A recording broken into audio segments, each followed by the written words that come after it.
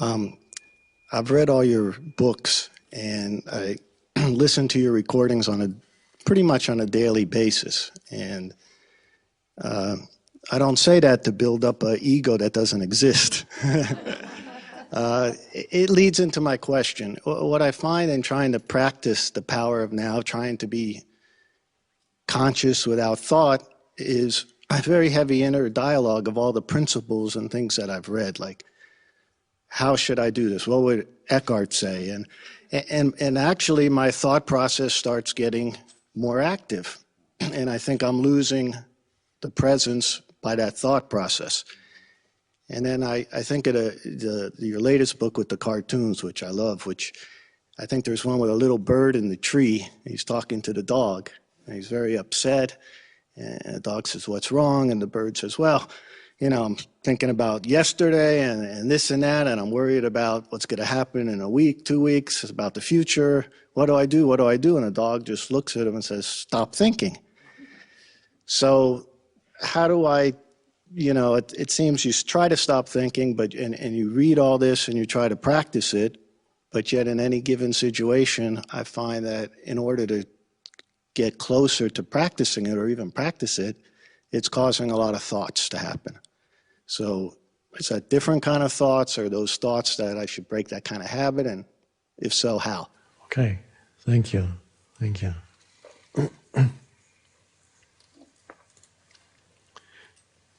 Now, there's a lot of talk these days about, not just talk, actually it's happening, addictions. Many people are addicted to all kinds of things, substances.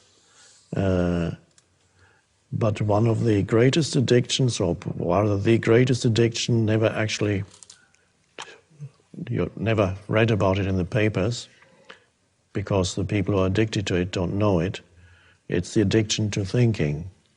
It's actually addictive. Can't stop thinking. It's like can't stop drinking, can't stop smoking, can't stop eating, can't stop thinking. Thinking is the greater addiction than any of these. And it's an addiction because it's been a drug, it's been around for so long, and it's a pseudo sense of self.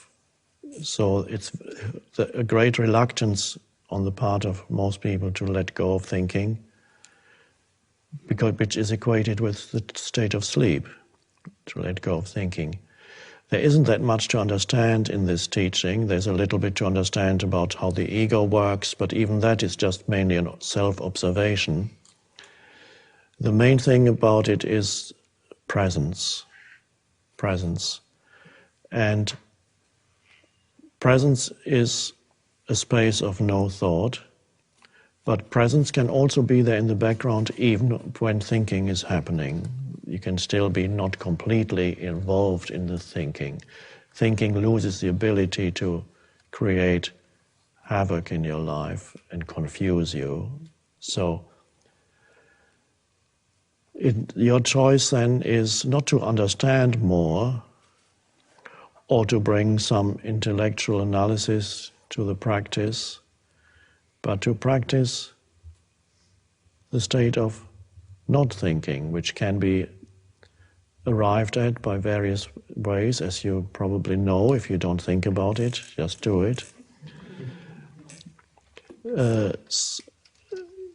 Becoming more aware of the present moment and accept it as it is slows down the overactive mind, is one thing. Because a lot of the overactivity of the mind is an attempt to get away from the isness, the simplicity of the present moment. So, to become more aware of the present moment as a practice, have perhaps little pointers in your office, at home, in your car. Let's say present moment or whatever, or a symbol for it. And there are different entry points into the present moment. Present moment awareness means thinking subsides, may not disappear completely, but something else arises that is primary. We call it presence or awareness. Buddhists call it mindfulness. which I don't use because it implies your mind is full of things, but it isn't, of course. It's just a mistranslation. So, to be present, first of all, use the present moment to become. But how do you become conscious of the present moment? Now, when you get it, after a while, you can actually sense the presence of the present, so to speak, directly, and there it is. But helpful things are sense perceptions, take you out of thinking. If you're not judging the sense perceptions, labeling, naming, looking around, anywhere, wherever you are, look around. Practice sense perceptions without this compulsive interference of naming what you're perceiving. Oh, that's a beautiful flower. I wonder what it's called. I don't know what it's called, so that helps. I can be free of thinking. If I know what it's called, I can say, oh, that's such, and then drop that. And see what it means to perceive without the interference of concepts, words. At this moment, for example, you're looking at me. Now, let's say between now and now, were you thinking? No. Okay, and again, between now and now, were you thinking or present? No thought. And while I speak, do you need to think to understand what I'm saying, or can you just listen and understand it? Just listen. And this is what you're doing. And so that's part of the teaching and the function of the spiritual teacher. Imparting information is secondary. What I'm telling you now is secondary. What is primary is the underlying state of consciousness, which is presence. That's the teaching. But you can't talk about that. It's underlying. But a sign that it's working is that while you listen, there's no thought. There's just an alert presence. And when the so-called teacher stops speaking for a moment, the alert presence remains. It does not need to be filled with anything. Like now. What is there to think about? Nothing. Now, if we do this for longer, at some point, your mind will probably start up and think, how much longer is he going to sit there? And when that happens, you can allow your mind to say, how much longer is he going to sit there and say nothing, and then come back to presence. And then some other thought will come. What's this all about? And then you can allow that thought to arise and then be present again. Which means you're not really, your priority is no longer to follow the thought where it wants to take you, because the thought has a magnetic pull. It wants more of your consciousness, but it wants to grow, because it's a little entity. It wants to grow, so it wants your attention. And in subtle ways, it tries to get your attention. It says, it might even use a bodily feeling. It says, gosh, I'm hungry suddenly. Why didn't I need to eat something? And then you think of what restaurant am I going to afterwards?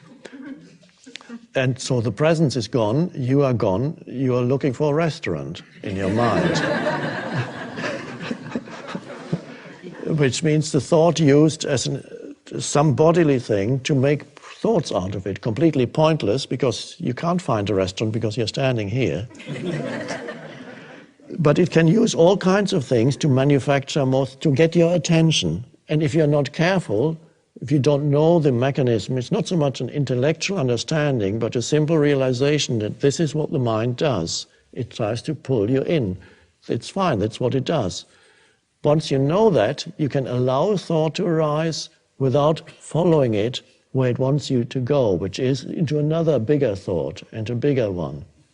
So then you become like my dog when it finds a scent And then suddenly, even when the dog is off leash, usually she's fine, she just runs around you, but suddenly she picks up a scent, and then she goes off completely unaware of surroundings or anything, and just follows it. And she could get lost. She goes off to the horizon sometimes, just disappears. And that's, when you follow a thought, it goes like that. You can wake up 20 minutes later, and it started with being a little bit hungry and thinking of a restaurant, and it ends up with thinking about how dreadful your life is.